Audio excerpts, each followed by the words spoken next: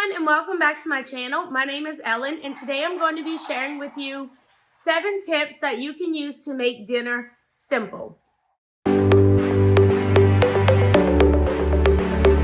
The fall is here, or at least it's coming. You guys can see I have my festive fall earrings on. If you're interested in that, I'll leave the link in the description below. But with fall comes back to school, football games, and just different things going on throughout the week. So it can be really difficult to plan for dinner because I don't know about you guys, but when I get off of work, the worst thing that could happen to me is when I get in the car and I think, what am I going to cook tonight? And then you text the husband and the husband's like, whatever you want. Kids are like, whatever you want, mom, whatever you want. Tired of making decisions today. You know what I mean? If you follow these 7 tips that I'm going to give you today, it's going to make planning dinner a lot easier for you and your family. Without further ado, let's go ahead and get started. So tip number 1 is to consider your schedule. Look at your schedule and see, what do I have going on this week? And think about it realistically. If you know you have a football game on Friday night, it's not going to be realistic for you to come home and cook a 5-course meal. It's just not realistic.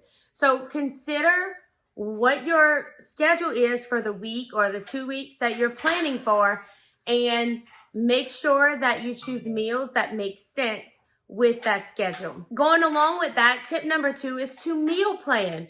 So instead of waiting to decide what you're going to cook every day, have a plan for what you're going to cook.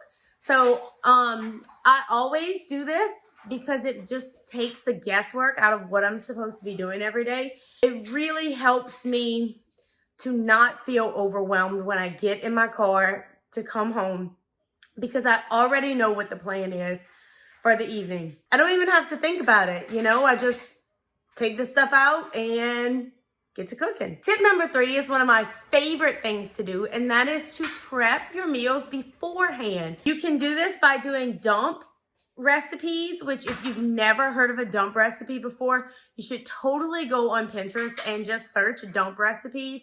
And basically what it is you take all the ingredients for a meal, you stick it in a gallon-sized Ziploc bag, and you freeze it. And then when you're ready to cook, you simply take the bag out of it, defrost overnight, and then dump it, hence the word dump. You dump it in your crock pot for the next day. It makes things so much easier to have a good, healthy meal that's already prepped. Another thing I like to do is to chop my vegetables. So I keep chopped onions in my freezer at all times. Chopped celery is really good. Chopped bell pepper. All of those types of vegetables that you use for seasonings is really, really good to chop in advance and freeze it. And then when you're ready for it, you guys, vegetables, you don't even have to thaw. You don't even have to thaw. All you have to do is take it out of the freezer, stick it in the pot, and saute those suckers. And then your meal is ready, and you didn't even have to chop a vegetable. I know you guys can't see this right now, but my son is literally on top of the table, so hold that thought for just a moment. I'm back. Tip number 4 is to choose easy dishes that you already know how to cook. I know a lot of times I get really tired of the same dish over and over and over again, and I do want to incorporate something new. The easiest way to do this is to add one new thing, maybe once every couple of weeks or once a month.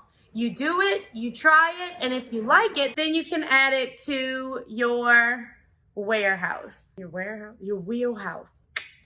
You can add it to your wheelhouse. Tip number 5 is to have a personal cookbook. Let me show you guys mine. This is my personal cookbook, and I use this to keep recipes in so that I can quickly and easily reference them. I know a lot of times I'll find something on Pinterest that I really like, and I don't want to have to go look through all those pins the next time I want to cook it.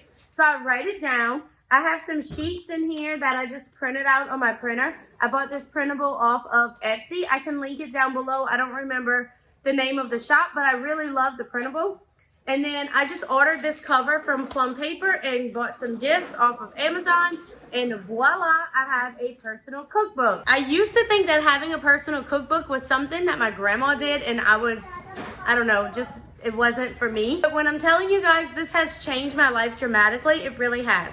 Another tip that I really like to do when I'm writing it down is I like to add the name of the website or the blog or the YouTube video or whatever I got these from, because then I can always go back and reference them and find something else that I like.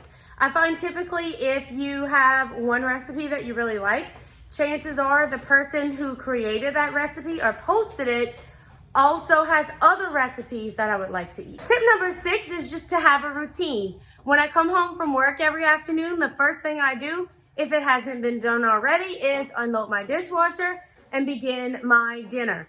And like I said before, a lot of times I have my vegetables already chopped, everything ready to go. I just throw it in the pot or the oven or however I'm gonna cook it that night and go ahead and prepare it. Having a routine, knowing exactly what I'm going to do when I get home makes things so much simpler because you don't have to think about it.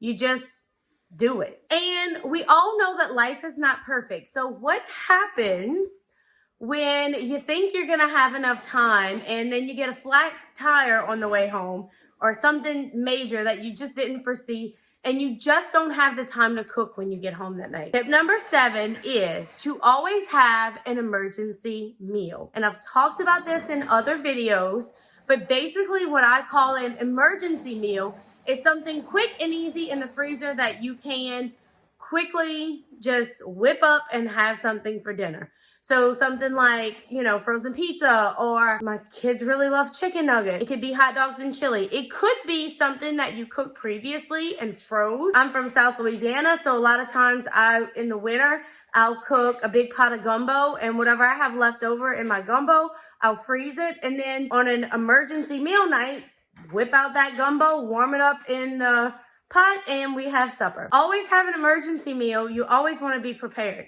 It's just like if you did get that flat tire on the way home, you probably want to make sure you have a spare tire. Always have a spare meal. And that's it for me today, guys. I hope you enjoyed these 7 tips to make dinner simple.